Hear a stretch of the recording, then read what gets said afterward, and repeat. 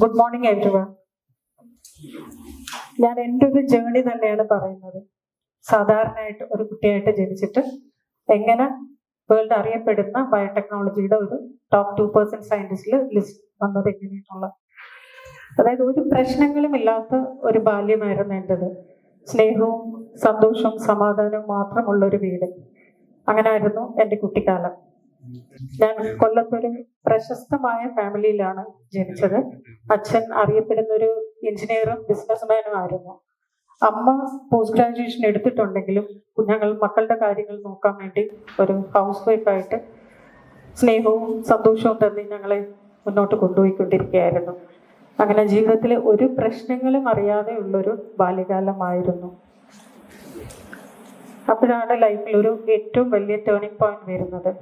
ഞാൻ എൻ്റെ 10th കഴിഞ്ഞു പ്രീ ഡിഗ്രി സയൻസ് ഗ്രൂപ്പിൽ ജോയിൻ ചെയ്തു. ആ ഒരു ടൈമിൽ എൻ്റെ അച്ഛൻ പെട്ടെന്ന് മരണപ്പെട്ടു. അച്ഛൻ അന്ന് 43 ഇയേഴ്സേ ഉള്ളൂ. നമ്മൾ ഒരു ബുദ്ധിമുട്ടും ലൈഫിൽ അറിയാതിരിക്കുമ്പോൾ ടോട്ടൽ ഒരു ഡാർക്ക്നെസ്സിൽ പോയൊരവസ്ഥയായിരുന്നു അന്ന്.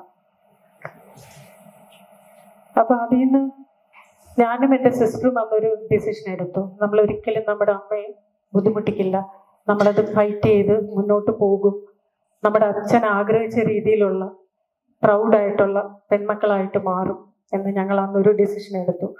ആ ഒരു 2 ഇയേഴ്സ് പ്രീ ഡിഗ്രി എൻ്റെ ടൈം എന്ന് പറയുന്നത് ടോട്ടൽ ഡാർക്ക്നെസ് ആയിരുന്നു. മുന്നോട്ട് എങ്ങനെ പോകും, കാരണം ഒരു ബുദ്ധിമുട്ടും അറിയാതിരുന്ന എനിക്ക് മുന്നോട്ടുള്ളൊരു ലൈഫ് കംപ്ലീറ്റ് ഡാർക്ക്നെസ്സിലായിപ്പോയി. പക്ഷെ പ്രീ ഡിഗ്രി കഴിഞ്ഞു.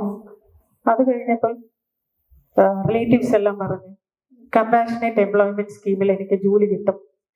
അപ്പം അമ്മയോട് പലരും പറഞ്ഞു അതിലോട്ടങ്ങ് വിട്, പെട്ടെന്നുള്ളൊരു മാരേജ് ലൈഫ് സെറ്റിൽ ആവും, അമ്മയ്ക്ക് അതായിരിക്കും എളുപ്പം, പുതിയൊരു ഫാമിലി മെമ്പർ വരുമ്പോൾ അമ്മയ്ക്ക് സപ്പോർട്ട് കിട്ടും, അങ്ങനെയുള്ളൊരിതിൽ. പക്ഷെ അമ്മ ഒരു ഡിസിഷൻ എടുത്തതാണ് ഇന്ന് ഞാനിവിടെ നിൽക്കാനുണ്ടായ കാരണം. അമ്മയ്ക്ക് എളുപ്പത്തിലുള്ള ഒരു ഡിസിഷൻ എടുക്കാമായിരുന്നു. അതായത് എന്നെ ജോലിയിൽ ചേർത്ത് മാരേജ് കഴിഞ്ഞ് സെറ്റിൽ ആക്കാമായിരുന്നു. പകരം അമ്മ എടുത്ത ഡിസിഷൻ അമ്മയുടെ മക്കൾക്ക് ഒരു ബെറ്റർ എഡ്യൂക്കേഷൻ നൽകാനായിരുന്നു.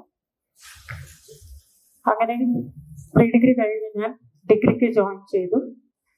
എൻ്റെ അമ്മ പോസ്റ്റ് ഗ്രാജുവേറ്റ് എടുത്തതായിരുന്നു. അപ്പം അമ്മയുടെ ടീച്ചർ തന്നെയായിരുന്നു എൻ്റെ ഡിപ്പാർട്ട്മെന്റിന്റെ ഹെഡായിട്ടുണ്ടായിരുന്ന ടീച്ചർ.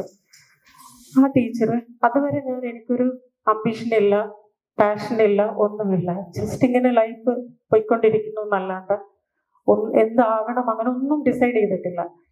ടീച്ചർ എന്നോട് പറഞ്ഞു എന്തൊക്കെയോ പ്രത്യേകതയുണ്ട്, നന്നായിട്ടൊന്ന് ശ്രമിച്ചാൽ യൂണിവേഴ്സിറ്റി റാങ്ക് വരെ കിട്ടാം. ഞാൻ വിചാരിച്ചു എനിക്കോ, കാരണം എനിക്ക് എന്നിലൊരു പ്രത്യേകത ഞാൻ കണ്ടിട്ടില്ല, വെറും ഒരു സാധാരണ കുട്ടി, അല്ലാതെ ഒരു അംബിഷൻ പോലും ഇല്ലാത്ത ഒരാളാണ്. അപ്പൊ ഞാൻ ടീച്ചർ തമാശയായിട്ട് പറഞ്ഞാണോ, എന്നാലും ഞാൻ വിചാരിച്ചു എൻ്റെ ലൈഫിൽ അങ്ങനെ ഒരാൾ പറയുന്നത് ആദ്യമായിട്ടാണ്. കാരണം ഇതുവരെ ആരും അങ്ങനെ പറഞ്ഞിട്ടില്ല. അങ്ങനെ ഒരു ആള് പറയുമ്പോൾ നമ്മൾ ശ്രമിച്ചു നോക്കണം. അപ്പം അന്ന് തൊട്ട് സിസ്റ്റമാറ്റിക് ആയിട്ട് പഠിക്കാൻ തുടങ്ങി. എന്നെ അത്ഭുതപ്പെടുത്തിക്കൊണ്ട് അപ്രാവശ്യത്തെ യൂണിവേഴ്സിറ്റി എക്സാമിന് 3rd റാങ്ക് കിട്ടി. അപ്പം ഡിഗ്രി കഴിഞ്ഞു. അപ്പൊ അതൊരു ഒരുപാട് കോൺഫിഡൻസ് തന്നു. കാരണം നമ്മൾ ഒട്ടും കോൺഫിഡൻസ് ഇല്ലാത്തയും അംബിഷൻ അല്ലാത്ത ഒരാളില് അങ്ങനെ ഒരു ടീച്ചർ ഒരു മോട്ടിവേറ്റ് ചെയ്തപ്പോൾ അങ്ങനെ ആകാൻ പറ്റുമെങ്കിൽ നമുക്ക് മുന്നോട്ട് ഒരു പാഷൻ അല്ലെങ്കിൽ ഒരു അംബിഷനോട് കൂടിയാൽ നമ്മൾ വിചാരിക്കുന്ന എന്തും നേടാൻ പറ്റും എന്നുള്ളൊരു കോൺഫിഡൻസ് കിട്ടി. അപ്പോൾ ഹയർ സ്റ്റഡീസിന് പോകാൻ ഡിസൈഡ് ചെയ്തു. കേരളത്തിൽ ക്യുസാറ്റിന്റെ എൻട്രൻസിന് വേണ്ടിയിട്ട് അപ്ലൈ ചെയ്തു. ക്യുസാറ്റിന്റെ എൻട്രൻസ് നാഷണൽ ലെവൽ എൻട്രൻസ് ആണ്. അതിൽ പോസ്റ്റ് ഗ്രാജുവേഷൻ സീറ്റ്സ് വളരെ പരിമിതമാണ്. ഓരോ ഡിസിപ്ലിനും 10 സീറ്റ് വീതമേ ഉള്ളൂ. അതിൽ 3 സീറ്റ് റിസർവേഷൻ ആണ്. അപ്പൊ നമുക്ക് അതിൽ ആ ഒരു കോമ്പറ്റീഷനിൽ കിട്ടണമെങ്കിൽ വളരെ ബുദ്ധിമുട്ടാണ്. ഞാൻ അന്ന് 3 കോഴ്സുകൾക്കാണ് അപ്ലൈ ചെയ്തത്. ബയോടെക്നോളജി, ഇൻഡസ്ട്രിയൽ ഫിഷറീസ്, അതുപോലെ എൻവയോൺമെന്റൽ സയൻസ്. എന്നെ അത്ഭുതപ്പെടുത്തിക്കൊണ്ട് ആ 3 കോഴ്സിനും എനിക്ക് അഡ്മിഷൻ കിട്ടി, എൻട്രൻസിലെ ടോപ്പ് റാങ്ക് ആയിട്ട്.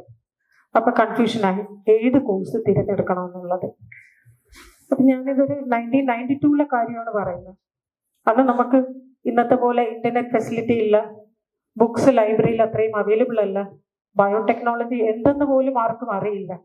ആകെ എനിക്കറിയാം സയൻസ് ഓഫ് 20th സെഞ്ചുറി, ഒരുപാട് റിസർച്ച് ആൻഡ് ഡെവലപ്മെന്റ് നടക്കുന്നതാണ്. ഓരോ ദിവസവും പുതിയ പുതിയ കാര്യങ്ങൾ വരുന്നൊരു ഡിസിപ്ലിനാണ്. അങ്ങനെ ഞാൻ ബയോടെക്നോളജി ചൂസ് ചെയ്തു. വീട്ടിൽ നിന്ന് ഒരിക്കൽ പോലും മാറി നിന്നിട്ടില്ലാത്ത എനിക്ക് ഹോസ്റ്റൽ ജീവിതം വളരെ ബുദ്ധിമുട്ടായിരുന്നു. ഹോം സിക്നെസ് കൊണ്ട് മുന്നോട്ട് പോകുന്നത് വളരെ ബുദ്ധിമുട്ടായി. പല അവസരങ്ങളിലും ഞാൻ ചിന്തിച്ചു, ഞാൻ എടുത്തൊരു ഡിസിഷൻ തെറ്റാണോ എന്നുള്ളത്. കാരണം അത്രയും ബുദ്ധിമുട്ടായിരുന്നു എനിക്ക് അതുമായിട്ട് അഡ്ജസ്റ്റ് ആവാൻ. കാരണം അഡ്ജസ്റ്റ്മെന്റ് എന്നുള്ളത് ആദ്യമായിട്ട് അനുഭവിക്കുന്നത് ഹോസ്റ്റൽ ജീവിതമാണ്. ഇപ്പൊ നിങ്ങൾ ഇരിക്കുന്ന ഓരോ കുട്ടികൾക്കും മനസ്സിലാവും, ഹോസ്റ്റലിൽ വീട്ടിൽ നിന്ന് മാറി നിന്ന് നമ്മൾ ഹോസ്റ്റലിലുള്ള അഡ്ജസ്റ്റ് ചെയ്ത് മുന്നോട്ട് പോകുന്നുണ്ട്. പക്ഷെ പതുക്കെ ആ പുതിയ എൻവറോൺമെന്റ് ആയിട്ട് അക്ലമറ്റൈസ് ആയി. ക്വിസാറ്റ് ആണ് എന്നെ റിസർച്ച് എന്നുള്ളൊരു പാഷൻ എന്നിൽ ഉണ്ടാക്കിയത്. അവിടെ നിന്നുള്ള മാസ്റ്റേഴ്സ് ഡിഗ്രിക്ക് ശേഷം ഞാൻ state government directorate of industries and കൊമേഴ്സിൽ അഡ്മിനിസ്ട്രേറ്റീവ് സെക്ഷനിൽ ഒരു ജോലിയായി. ഇപ്പൊ ലൈഫ് വളരെ സ്മൂത്ത് ആയിട്ട് പോവുകയാണ്. ടെൻഷൻസ് ഇല്ല. ഓഫീസ് ജോലി കഴിഞ്ഞ് വീട്ടിൽ വന്നാൽ ഫ്രീ ആണ്. സ്റ്റേബിൾ ആയിട്ടുള്ള ഒരു ജോലി, നല്ല സാലറി ഉണ്ട്. പക്ഷെ ഞാൻ ഒട്ടും ഹാപ്പി അല്ല. അപ്പം ഞാൻ വിചാരിച്ചു, എന്താണ് എനിക്ക് അങ്ങനെ ഒരു സന്തോഷമില്ലാത്ത. ഞാൻ തന്നെ അത് മനസ്സിലാക്കി. റിസർച്ചിനോടുള്ള എൻ്റെ ഒരു പാഷൻ കൊണ്ട് അത് കണ്ടിന്യൂ ചെയ്യണമെന്ന് ചിന്തിക്കുന്നത് കൊണ്ടാണ് എനിക്ക് ആ ഒരു സന്തോഷമില്ലായ്മയും ജോലിയിലൊരു തൃപ്തിക്കുറവും വരുന്നതെന്നുള്ളത്. അങ്ങനെ ഞാൻ ആ ഒരു ഡിസിഷൻ എടുത്ത് ടഫായിട്ടുള്ള ആ ജോലി വിടാമെന്നുള്ളത്. അതിനുശേഷം ഞാൻ MPhil എന്നുള്ളൊരു കോഴ്സ് ജോയിൻ ചെയ്തു. അത് ഫസ്റ്റ് റാങ്കിൽ തന്നെ പാസ് ഔട്ടായി. ആ സമയത്ത് എനിക്ക് US പ്രശസ്തമായ ഒരു യൂണിവേഴ്സിറ്റിയിൽ PhDക്ക് അഡ്മിഷൻ കിട്ടി. PhDക്ക് അഡ്മിഷൻ കിട്ടിയപ്പോൾ ഞാൻ സന്തോഷിച്ചു, എനിക്ക് പോകാൻ പറ്റും പുറത്ത്. പക്ഷേ എൻ്റെ ഒരു കൺസർവേറ്റീവ് ഫാമിലി ആയത് കാരണം മാരേജിന് മുന്നേ പുറത്ത് പോകാനായിട്ട് അനുവദിച്ചില്ല. ഇന്ത്യയിൽ തന്നെ PhD ചെയ്യേണ്ടി വന്നു. PhDയുടെ ഒരു ഫസ്റ്റ് ഇയർ ആയിരുന്ന ഒരു ടൈമാണ് എനിക്കിങ്ങനെ മാരേജ് പ്രപ്പോസലൊക്കെ ഇങ്ങനെ ആലോചിച്ച് തുടങ്ങി. അപ്പൊ ഞാനത് ഒന്നും പറഞ്ഞില്ല, കാരണം വീട്ടിലെ ആളില്ല, അമ്മ ഒറ്റയ്ക്കാണ് എല്ലാം മാനേജ് ചെയ്യുന്നത്. എല്ലാം മനസ്സിലാക്കുന്ന ഒരാൾ വന്ന് അമ്മയ്ക്കൊരു സപ്പോർട്ടാവും. അപ്പൊ ഒറ്റ കണ്ടീഷനേ ഉള്ളൂ, എഡ്യൂക്കേറ്റഡ് ആയിട്ട് ഒരാളായിരിക്കണം, എന്നെ പഠനത്തിനൊരു തടസ്സവും വരരുത്. അങ്ങനെ മാരേജൊക്കെ ഫിക്സ് ചെയ്യുന്ന പഠിപ്പിക്കാമെന്നൊക്കെ പറയുന്നെങ്കിലും നമ്മുടെ ഉള്ളിൽ ടെൻഷനാണ്.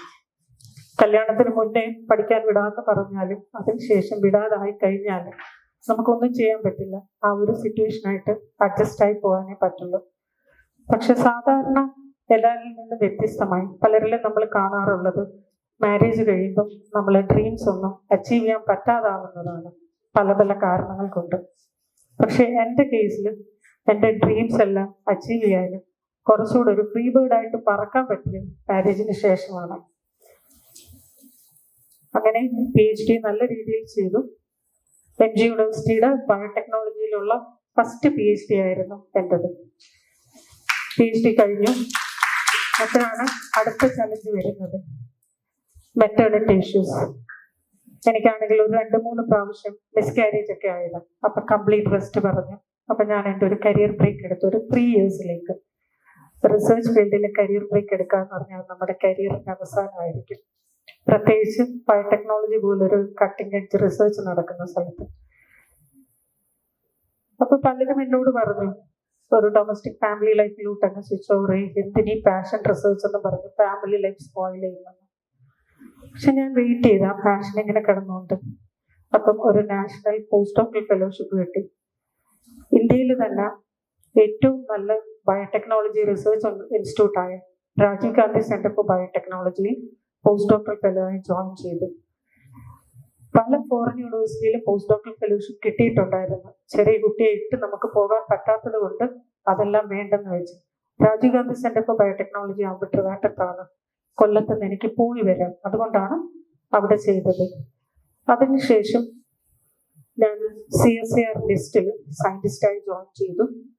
അവിടെ ഞാൻ മെയിനായിട്ട് റിയൽ വേൾഡ് പ്രോബ്ലത്തിന് സൊല്യൂഷനുള്ള, അതായത് സസ്റ്റൈനബിലിറ്റിയിലാണ് വർക്ക് ചെയ്ത് തുടങ്ങിയത്.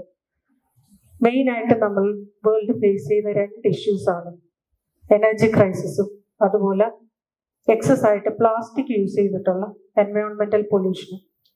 എൻ്റെ മെയിൻ ഏരിയ ഇതിന് രണ്ടിനും സബ്സ്റ്റിറ്റ്യൂട്ട് ആയിട്ട് സസ്റ്റൈനബിൾ ആയിട്ടുള്ള ഒരു സൊല്യൂഷൻ ഉണ്ടാക്കുക. ബയോഫ്യൂൽ പ്രൊഡക്ഷനും അതുപോലെ ബയോ പോളിമർ ആയിരുന്നു എൻ്റെ പ്രധാന റിസർച്ച് ഏരിയ ആയിട്ട് ഞാൻ സെലക്ട് ചെയ്തത്. അത് വേസ്റ്റിൽ നിന്നുള്ളൊരു പ്രൊഡക്ഷൻ ആയിട്ടാണ് ചെയ്തത്. അപ്പോൾ ഒരു കംപ്ലീറ്റ് സസ്റ്റൈനബിലിറ്റി അങ്ങനെയുള്ളൊരു വർക്കിലോട്ടാണ് പോയത്. അത് ഒരുപാട് ഹൈ ഇമ്പാക്റ്റ് ഉള്ള ഇന്റർനാഷണൽ ജേർണൽസിൽ ആ വർക്കുകളെല്ലാം പബ്ലിഷായി വന്നു. ഈ ബയോ എനർജി ഏരിയയിൽ സിഗ്നിഫിക്കൻ്റ് ആയിട്ട് കോൺട്രിബ്യൂട്ട് ചെയ്തതിന് ഇന്ത്യ ഗവൺമെന്റിന്റെ പ്രൊഫസർ ചിഞ്ചോൽക്കർ മെമ്മോറിയൽ അവാർഡ് ലഭിച്ചു. അതിനുശേഷം ഈ എനർജിയിലുള്ള കോൺട്രിബ്യൂഷന്റെ വർക്ക് കണ്ടിട്ട് വേൾഡിലെ 20 കൺട്രീസിൽ ടോപ്പ് റിസർച്ച് ഇൻസ്റ്റിറ്റ്യൂട്ടിൽ വിസിറ്റിംഗ് സയന്റിസ്റ്റ് ആയിട്ട് പോകാനുള്ള അവസരങ്ങളുണ്ടായി. ഇതുകൂടാതെ ഇന്റർനാഷണൽ ആയിട്ടുള്ള unique fellowships, Marie Curie fellowship, അതുപോലെ സ്വിറ്റ്സർലൻഡിന്റെ EPFL ഫെലോഷിപ്പ്. EPFL എന്ന് പറഞ്ഞാൽ വേൾഡിലെ ഏറ്റവും കൂടുതൽ ഫോറിൻ സ്റ്റുഡൻസ് പഠിക്കുന്ന ഇൻസ്റ്റിറ്റ്യൂട്ടാണ്. അവിടെ നമുക്കൊരു അവസരം കിട്ടുക എന്ന് പറഞ്ഞാൽ അതൊരു വലിയ എക്സ്പീരിയൻസ് ആണ്. അതുപോലെ നാഷണൽ തൈവാൻ യൂണിവേഴ്സിറ്റിയുടെ ഫെലോഷിപ്പ്, അതുപോലെ മിനിസ്ട്രി ഓഫ് ബ്രസീൽ ഫെലോഷിപ്പ്, അങ്ങനെ ഒരുപാട് യുണീക്ക് ആയിട്ടുള്ള ഫെലോഷിപ്പോടുകൂടി വേൾഡിലെ ടോപ്പ് പല ഇൻസ്റ്റിറ്റ്യൂട്ടിലും വിസിറ്റിംഗ് സയന്റിസ്റ്റ് അല്ലെങ്കിൽ വിസിറ്റിംഗ് പ്രൊഫസറായിട്ട് വർക്ക് ചെയ്യാനായിട്ടുള്ള അവസരമുണ്ടായി.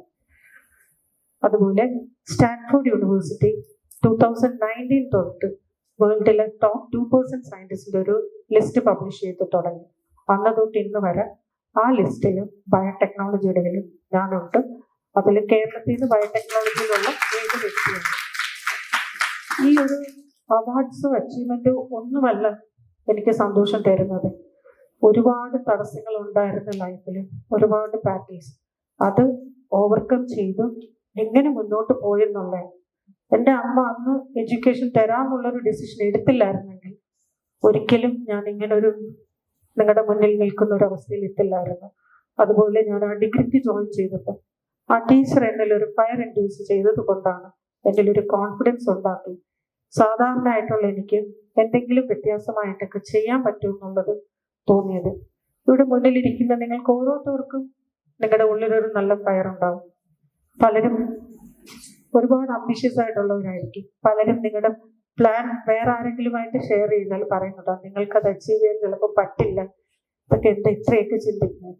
എൻ്റെ ഒരു എക്സ്പീരിയൻസിൽ ഞാൻ പറയാം, ഒരു അംബിഷനും ഒരു പ്ലാനിങ്ങും ഒന്നുമില്ലാത്തത് ഞാൻ ജീവിതത്തിന്റെ സാഹചര്യങ്ങളിലൂടെ ഈ ഒരു ഇതെത്താൻ പറ്റില്ല. നിങ്ങൾ ഓരോരുത്തർക്കും നിങ്ങൾ എന്താണ് ഉദ്ദേശിക്കുന്നത് അതിലെത്താനായിട്ട് പറ്റും.